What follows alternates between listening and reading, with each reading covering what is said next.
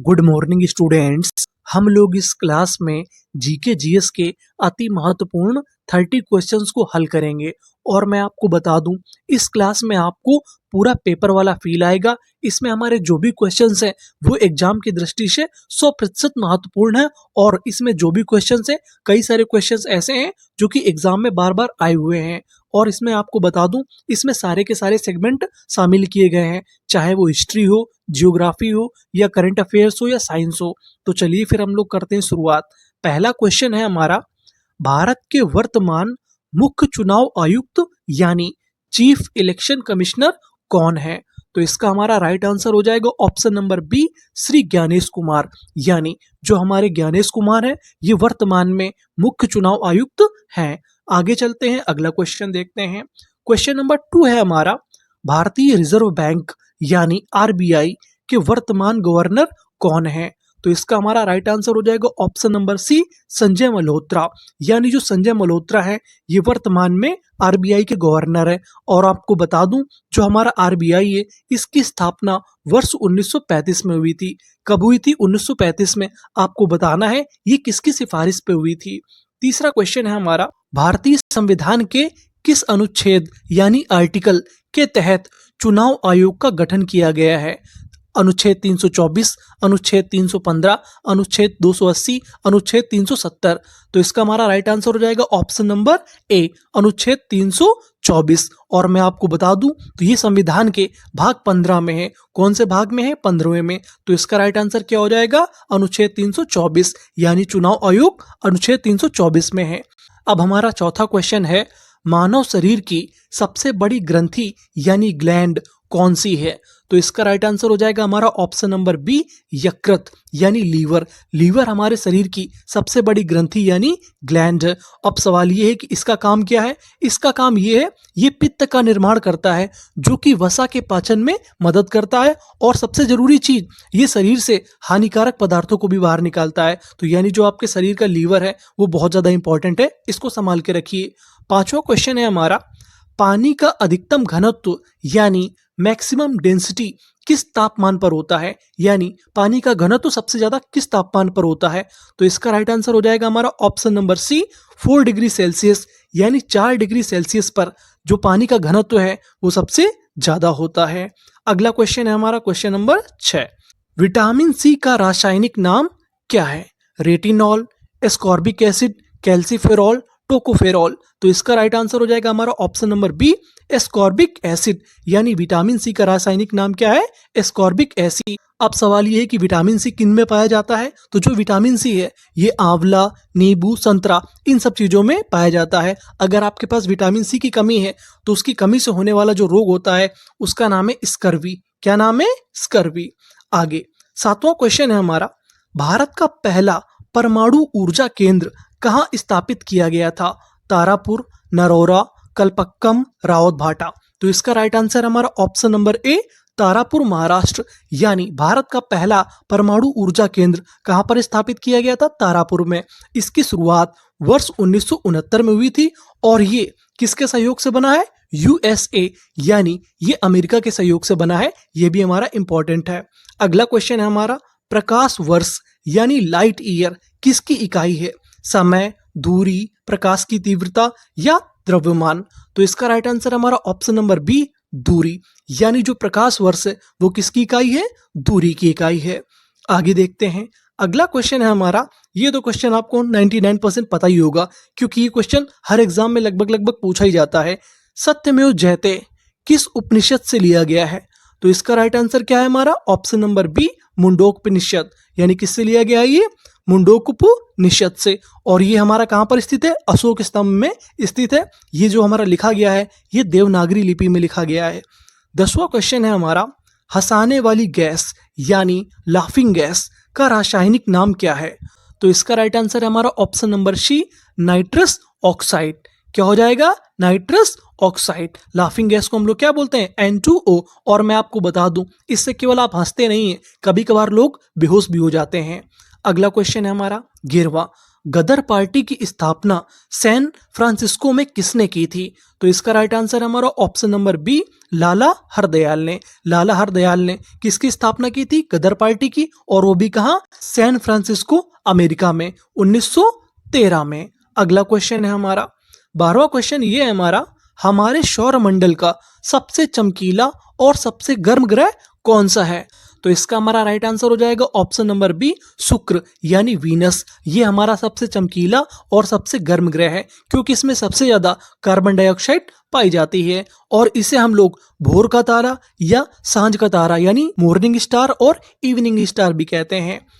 13वां question है हमारा, insulin का उत्पादन शरीर के किस अंग द्वारा होता है? तो इसका हमारा राइट आंसर है ऑप्शन नंबर सी, अग्न्याशय। यानी इंसुलिन का उत्पादन किससे होता है? अग्न्याशय यानी पैंक्रियास से। अब हमारा 14 क्वेश्चन है, कथकली किस राज्य का प्रसिद्ध शास्त्रीय नृत्य है? तो इसका राइट आंसर है हमारा ऑप्शन नंबर बी, केरल। यानी जो कथकली है ये किसका क्लासिकल डांस है? केरल का। अगर बात करें कथक तो कथक हमारा हो जाता है उत्तर प्रदेश का। 15वां क्वेश्चन है हमारा, भारत में श्वेत क्रांति यानी व्हाइट रिवॉल्यूशन का जनक किसे माना जाता है? तो इसका राइट आंसर है हमारा option number B, doctor Verghese Kurien. Bharat में श्वेत क्रांति का संबंध हमारा किससे है? ये दुग्ध उत्पादन यानी मिल्क प्रोडक्शन से है। तो इसका right answer option number B, Verghese Kurien. अगर बात करें एम एस स्वामीनाथन की तो ये हमारे हरित क्रांति के जनक हैं।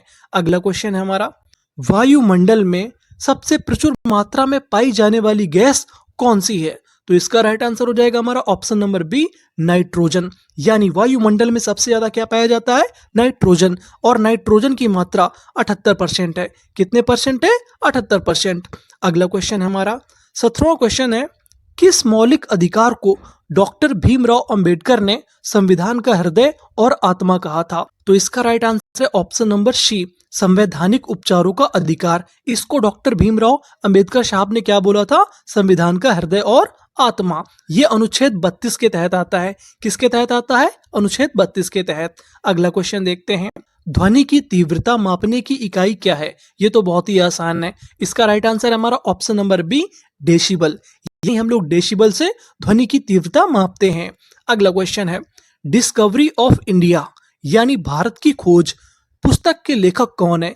यानी किसने डिस्कवरी ऑफ इंडिया को लिखा है? तो इसका राइट आंसर है हमारा option number B, Jawaharlal Nehru. Jawaharlal Nehru ने क्या लिखा है? Discovery of India. ये उन्होंने अहमदनगर के जेल में लिखी थी। अगला क्वेश्चन हमारा, जंग लगने पर लोहे के वजन पर क्या प्रभाव पड़ता है? वजन घटता है, वजन बढ़ता है या समान रहता है या पहले बढ़ता है फिर घटता है? तो इसका राइट आंसर हमारा ऑप्शन नंबर बी, वजन बढ़ता है। यानी जब भी लोहे पर जंग लगेगी तो वजन उसका क्या होगा? बढ़ेगा। क्योंकि जब लोहे में जंग लगती है तो उसमें लोहा हवा की ऑक्सीजन और नमी के साथ क्रिया करके आयरन ऑक्साइड बनाता है, जिसकी वजह से उसका वजन बढ़ जाता है। अगला क्वेश्चन, काजीरंगा राष्ट्रीय उद्यान किस राज्य में स्थित है और ये किसके लिए प्रसिद्ध है? तो इसका राइट आंसर है ऑप्शन नंबर ए, असम। ये एक सींग वाले गैंडे के लिए फेमस है। अगला क्वेश्चन देखते हैं, रक्त का थक्का यानी ब्लड क्लॉटिंग, जिसे हम लोग बोलते हैं खून जमाना, में कौन सी विटामिन सहायक होती है या होता है? यानी हमें ब्लड क्लॉटिंग के लिए सबसे ज्यादा हेल्पफुल विटामिन कौन सी है? तो इसका राइट आंसर है हमारा ऑप्शन नंबर डी, विटामिन के। यानी विटामिन के की वजह से ब्लड क्लॉटिंग होती है, यानी खून का थक्का बनता है और हमारा जो खून बहना है वो बंद हो जाता है। अगर आपके सामने विटामिन के की समस्या आ जाए तो आपका खून जो है वो बंद नहीं होगा। अगला क्वेश्चन है, भारत के किस राज्य की तट रेखा कोस्ट लाइन सबसे लंबी है? तो इसका राइट आंसर है हमारा ऑप्शन नंबर सी, गुजरात। यानी गुजरात की तट रेखा सबसे ज्यादा लंबी है। अगर बात करें इसकी लंबाई की तो वो है 1600 किलोमीटर। अब हमारा अगला क्वेश्चन है, सौर सेल बनाने में मुख्य रूप से किस तत्व का उपयोग किया जाता है? तो इसका राइट आंसर है हमारा ऑप्शन नंबर बी, सिलिकॉन। यानी सौर सेल बनाने के लिए हम लोग किसका इस्तेमाल करते हैं? सिलिकॉन में, क्योंकि ये हमारा एक अर्धचालक है यानी सेमीकंडक्टर। अगला क्वेश्चन देखते हैं, आजाद हिंद फौज की स्थापना कहाँ की गई थी? Tokyo, Singapore, Berlin, Rangoon. तो इसका राइट आंसर है हमारा ऑप्शन नंबर बी, सिंगापुर। यानी आजाद हिंद फौज की स्थापना कहाँ पे की गई थी? सिंगापुर में। लेकिन आपको याद रखना है ये सुभाष चंद्र बोस जी के द्वारा नहीं की गई थी, इसकी स्थापना कैप्टन मोहन सिंह द्वारा की गई थी और वो भी कब? 1942 में। 26वां क्वेश्चन है, मनुष्य के रक्त का पीएच मान, पीएच वैल्यू सामान्यतः कितना होता है? तो इसका हमारा राइट आंसर है ऑप्शन नंबर बी 7.4, यानी रक्त की जो पीएच वैल्यू है वो कितनी है? 7.4। अगला क्वेश्चन है हमारा, जैन धर्म के प्रथम तीर्थंकर कौन थे? महावीर स्वामी, पार्श्वनाथ, ऋषभदेव, नेमिनाथ। तो इसका राइट आंसर है हमारा ऑप्शन नंबर सी ऋषभदेव। इनका दूसरा नाम आदिनाथ भी था। अगला देखते हैं, 28वां क्वेश्चन है हमारा, गाड़ियों के पीछे का दृश्य देखने के लिए किस दर्पण का उपयोग किया जाता है? तो इसका राइट आंसर है हमारा ऑप्शन नंबर सी उत्तल दर्पण, यानी पीछे का दृश्य देखने के लिए हम लोग किसका प्रयोग करते हैं? उत्तल दर्पण यानी कॉन्वेक्स लेंस का। 29वां क्वेश्चन है हमारा, लोधी वंश का अंतिम शासक कौन था? तो इसका राइट आंसर हो जाएगा हमारा option number C Ibrahim Lodi. Lodhi वंश का अंतिम शासक कौन था? इब्राहिम लोदी। इसकी मृत्यु 1526 में पानीपत के युद्ध में हो गई थी। और मैं आपको बता दूं, ये सल्तनत वंश का पहला ऐसा शासक था जिसकी मृत्यु युद्ध भूमि में लड़ते हुए हुई थी। अगला क्वेश्चन देखते हैं, लास्ट क्वेश्चन है हमारा, परमाणु के नाभिक में कौन से कण होते हैं? तो इसका सिंपल सा आंसर है ऑप्शन नंबर बी प्रोटॉन और न्यूट्रॉन। तो ये थे हमारे जीके जीएस के अति महत्वपूर्ण क्वेश्चंस। अब आपको ये बताना है कि आपके 30 में से कितने क्वेश्चंस के आंसर सही थे। आप ईमानदारी से कमेंट कीजिएगा। Thank you for